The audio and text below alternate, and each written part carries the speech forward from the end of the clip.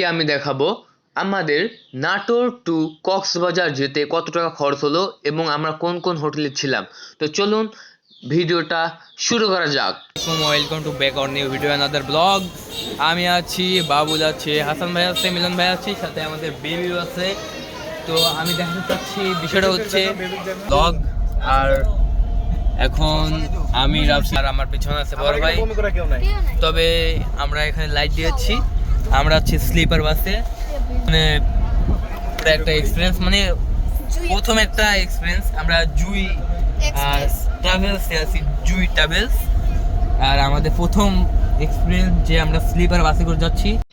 তো বন্ধুরা, আমরা প্রথমে নাটোর থেকে ট্রেনে করে ঢাকা এসেছি এবং ঢাকা থেকে স্লিপার বাসে এসেছি কক্সবাজার।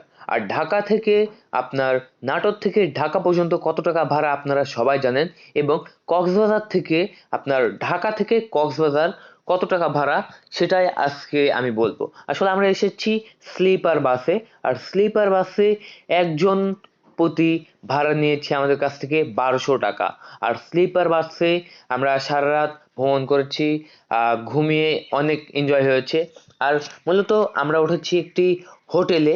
এখানে আপনার 3টা রুম আছে এবং 3টা রুম মিলে ভাড়া প্রতিদিন 2500 টাকা করে, পার নাইট 2500 টাকা করে। এবং আমরা যে হোটেলে উঠেছি সেই হোটেল থেকে আপনার দেখতে পাচ্ছেন সমুদ্রের পানি কি সুন্দরভাবে দেখা যাচ্ছে। আর আমরা যে হোটেলে উঠেছি তার সামনেও কিছু হোটেল আছে।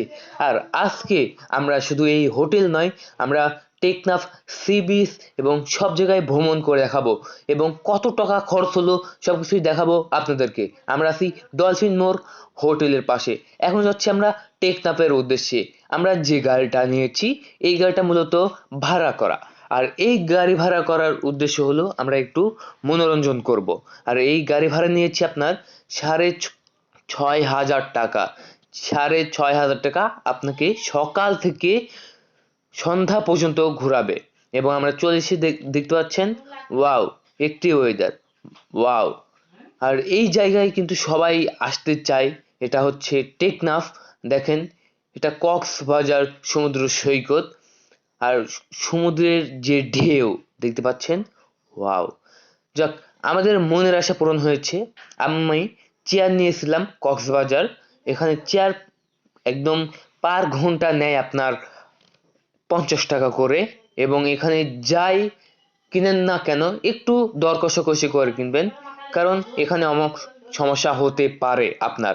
তাই কথা না বাড়িয়ে অবশ্যই আপনারা দর কষাকষি করবেন। আর এখানে যতগুলো খাবার আছে, আপনারা সবচেয়ে বেটার হয় ভালো কোনো হোটেলে থাকার এবং ভালো ভালো খাবার পরিবেশন করার। দিতে পাচ্ছেন সাগরের ঢেউ একদম মনটাকে নরম করে দেয় বন্ধুরা।